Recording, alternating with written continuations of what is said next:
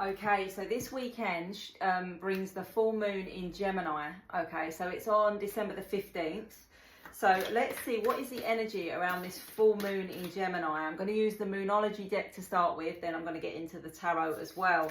So this full moon in Gemini, unfortunately, is a little bit confusing. Gemini being one of the signs that is linked to communication, but it's also like miscommunication.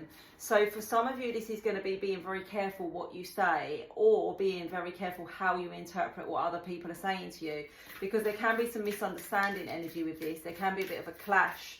So it is, you know, it wouldn't be nice to think that we could kind of tidy up the year with something very kind of positive.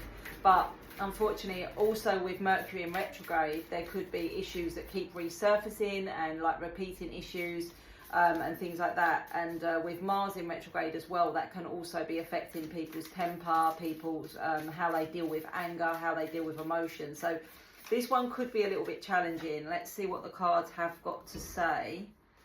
We've got step out of your comfort zone, show the world the real you, and then we've got new moon in Gemini. So although this is the full moon in Gemini, the card new moon in Gemini has come out, and the message is communication is key. So really that does summarize what we're saying. Communication is going to be key at this time.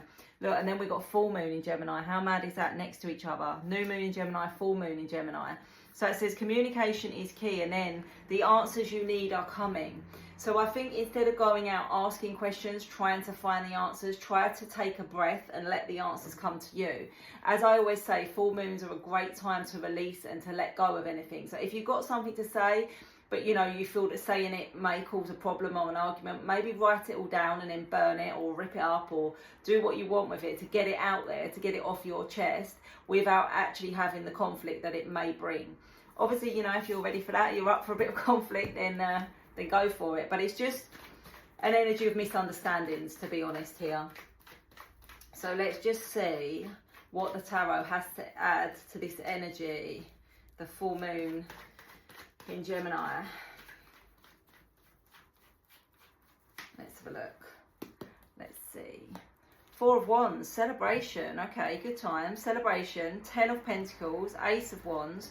So this could also be a good time for new ideas taking off. New ideas, things you feel passionate about, things you feel inspired to do, because we've got good news and celebration. So if you're, you know, starting a new job, setting up a new business, going on a new adventure, the energy seems very, very ripe for that.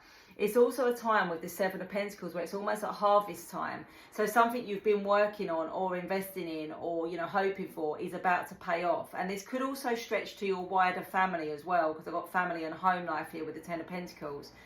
Here is where the communication comes in, the Eight of Wands. There is likely to be incoming communication, but just be careful that you are not too defensive to it, okay? Because once again, we come back to this problem potentially with communication. There needs to be a more even flow of give and take, okay?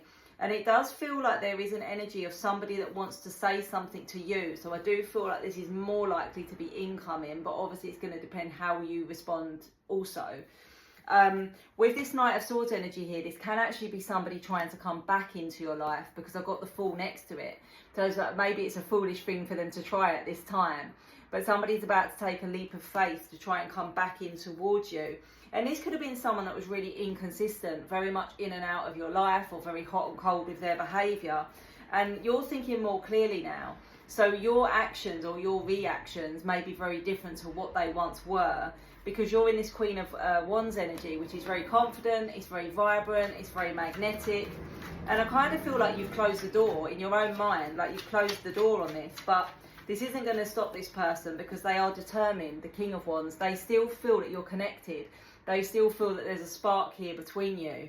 And now they feel very, you know, drawn to take some kind of action here.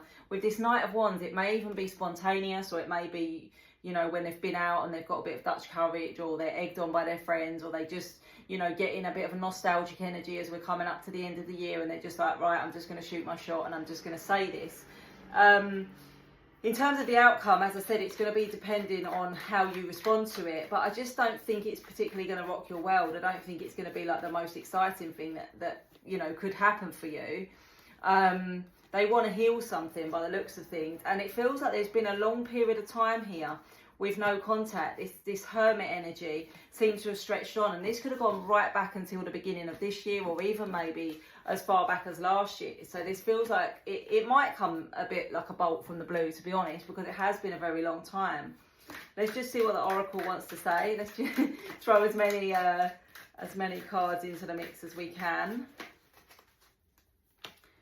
A leg up, observer, exchanging gifts. Now that's interesting. A leg up, maybe somebody needs a bit of support or a bit of courage to do this. We've got observer, so maybe this person's been watching you or thinking about doing this and kind of seeing how the land lies for a little while. And then we've got exchanging gifts, which is just interesting at this time of year, because perhaps this is how they, you know, try to get back into your good graces. Maybe they leave you a little gift, or maybe they say, look, can we meet up? I've got you something, I need to give you something.